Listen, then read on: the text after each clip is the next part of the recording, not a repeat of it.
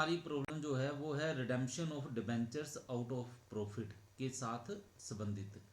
तो ये प्रॉब्लम करने से पहले हम ये जान लेते हैं कि redemption of debentures out of profit जो है इसके लिए कुछ नियम क्या है।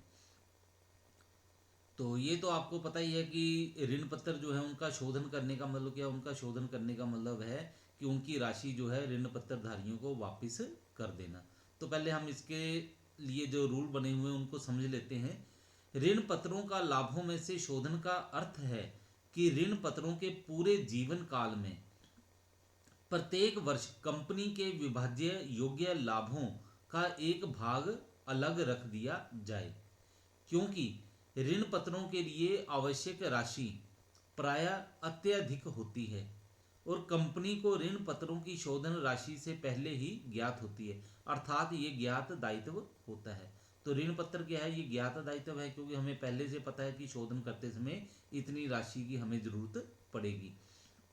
अतः एक कंपनी के लिए यह उचित होगा कि ऋण पत्रों की देय तिथि पर उनके शोधन के लिए पर्याप्त रोकड़ उपलब्ध हो सके। इसके लिए वह प्रारंभ से ही व्यवस्था करे।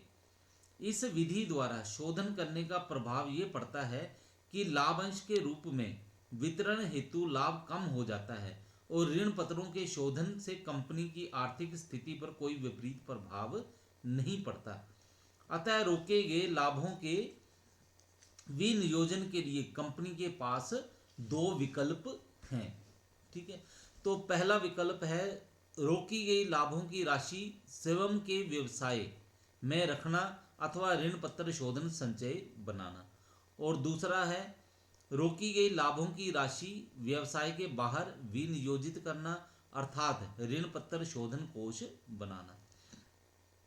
तो अब ये जो न्यूमेरिकल करना है इसके लिए हमें रूल 71 है और रूल 18C है, इसकी जरूरत पड़ेगी। तो पहले इसके बारे में समझ लेते हैं क्या है।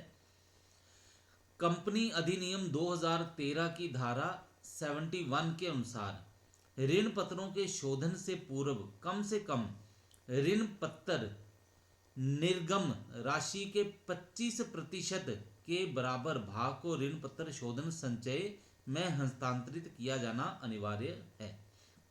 यानी कि क्या है, डिबेंचर रिडेम्पशन रिजर्व है उसके लिए 25% राशि रखनी जरूरी है। ठीक है, फिर उसके बाद क्या, इसका अभिप्राय यह है कि जब ऋण पत्रों का शोधन किया जाता है तो कम से कम ऋण पत्रों की अदत्त राशि के 25%, ठीक है 25% के बराबर राशि का एक ऋण पत्र शोधन संचय का निर्माण आवश्यक है। उसके बाद जो दूसरा रूल है हमारे पास, या इसको एक संक्षेप में बताता हूँ फिर से दोबारा क्या है। ये जो निष्कर्ष निकलता है, अभी ये रूल 71 पढ़ा है, वो क्या है, अब कोई भी कंपनी अपने ऋण पत्रों को पूर्णता पूंजी में से शोधन नहीं कर सकती, क्योंकि निर्गम ऋण पत्रों की अदत्त राशि का कम से कम 25% लाभों में से ऋण पत्र शोधन संचय के निर्माण द्वारा शोधन करना अनिवार्य है तथा शेष ऋण पत्रों का लाभों में से या पूंजी में से शोधन किया जा सकता है। उसके बाद रूल 18(7) जो है हमारे पास, या 18C है, वो क्या बोल रहा है, कंपनी के अंश पत्रों कंपनी के अंश पूंजी या ऋण पत्र नियम 2014 के नियम 18C के अनुसार प्रत्येक कंपनी जिसके लिए ऋण पत्र शोधन संचय बनाना अनिवार्य है वह अगले 31 मार्च तक देय होने वाले ऋण पत्रों की राशि का कम से कम 15% प्रत्येक वर्ष 30 अप्रैल तक बैंक में जमा करना या विनियोजित करना आवश्यक है। विनियोग की गई राशि का उपयोग केवल वर्ष के दौरान शोधन होने वाले ऋण पत्रों के भुगतान के लिए ही किया जाएगा। ठीक है, तो ये दो रूल आपने याद रखने हैं। ठीक है, एक 25% के लिए जो रूल 71 है और दूसरा ये 15% जो है वो रखना है आपने इन्वेस्टिंग के लिए। ठीक है, तो अब हम प्रॉब्लम की ओर चलते हैं। प्रॉब्लम क्या बोल रहे हैं, on 1 April 2016 a company issued ₹20 lakh 14% debentures at 5% discount repayable in 5 year at par.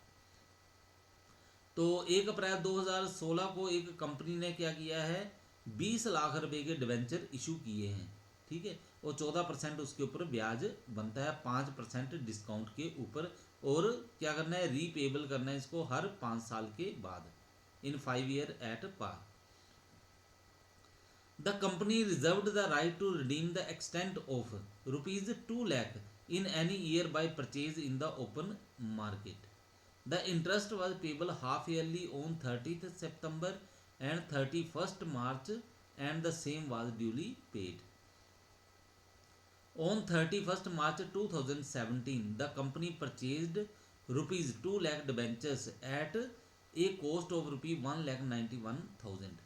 Pass necessary journal entries in the books of the company up to 31st March 2017, including closing entries on that date if the above redemption was out of profit as per rule 18C. तो अभी ये rules के बारे में आपको बता दिया था, उस हिसाब से हमने अब क्वेश्चन को करना है, ठीक है। तो 2016 को अप्रैल 1 को ये जो डिबेंचर इशू किए गए हैं उनकी एंट्री क्या आएगी, बैंक अकाउंट डेबिट 19 लाख रुपया, discount on debenture account debit 1 lakh रुपये, ठीक है, 5% डिस्काउंट था ना, तो 20 लाख के ऊपर 5% करो तो वो बन जाएगा 1 लाख, 1 लाख डिस्काउंट आ गया और 19 लाख रुपया कैश या जमा हो गया। 14% डिबेंचर्स अकाउंट और 20 लाख के डिबेंचर जो है वो इशू किए गए for issue of 14% debentures at 5% discount.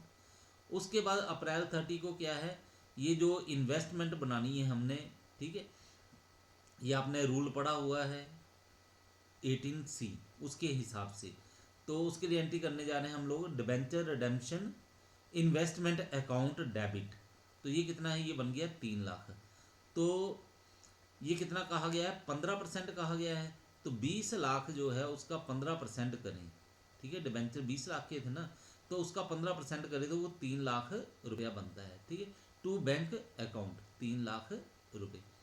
तो नरेशन में आ गया हमारे पास, for investment made at the rate of 15% on ₹20 lakh debentures issued as per rule 18C, ठीक है। उसके बाद सितंबर 30 को क्या है, इंटरेस्ट ड्यू हो रहा है, उसके लिए entry interest on debenture account debit 1,40,000 to bank account 1,40,000 for interest paid for half year on ₹20 lakh debentures at 14% per annum. तो ये जो 20 लाख के डिबेंचर थे इसके ऊपर अब क्या हुआ, 6 महीने का इंटरेस्ट जो है वो पे करना है, तो उसको पेमेंट आपने की है तो उसके लिए एंट्री कर ली, ठीक है, वो 1,40,000 की बन गई। वो कैसे बना, 20 लाख गुणा 14/100 गुणा 6/12, ठीक है, तो 6 महीने का इंटरेस्ट आ गया 1,40,000 रुपया। तो ये 2016 के लिए कर लिया। अब 2017 में क्या होगा, फिर इंटरेस्ट की पेमेंट करनी है मार्च 31 में, क्योंकि 6 महीने बाद कर रहे हैं ना। तो ये एंट्री आ जाएगी interest on debenture account debit 1,40,000 रुपये टू बैंक अकाउंट 1,40,000। तो ये इंटरेस्ट की एंट्री आ गई उसी प्रकार से जैसे आपने पहले की थी। उसके बाद मार्च 31 को profit and loss account debit 2,80,000 to interest on debenture account 2,80,000 for balance interest on debenture account for the year transfer to profit and loss account. ये जो इंटरेस्ट ऑन डिबेंचर था, ठीक है, उसकी जो अमाउंट बनी है उसको हमने क्या किया, ट्रांसफ़र कर दिया है प्रॉफिट एंड लॉस अकाउंट में, ठीक है। 1,40,000 पहले था, 1,40,000 उससे पहले का था, ठीक है, ये वाला, ठीक है। तो दोनों को जोड़ के आ गया 2,80,000 रुपये। उसके बाद मार्च 31 को 14% debenture account debit 2 lakh 2 lakh के किए गए थे to bank account 1,91,000 to profit on redemption of debenture account 9,000। तो ये आपने ऊपर क्वेश्चन में भी देखा, ये खरीदे गए थे for purchase of ₹2 lakh debentures at a price of ₹1,91,000 for redeeming them, ठीक है। ये ऊपर क्वेश्चन में देख लो, ये परचेज किए थे, यहाँ पे लिखा हुआ है हमने, ये देखो ऑन 31 मार्च 2017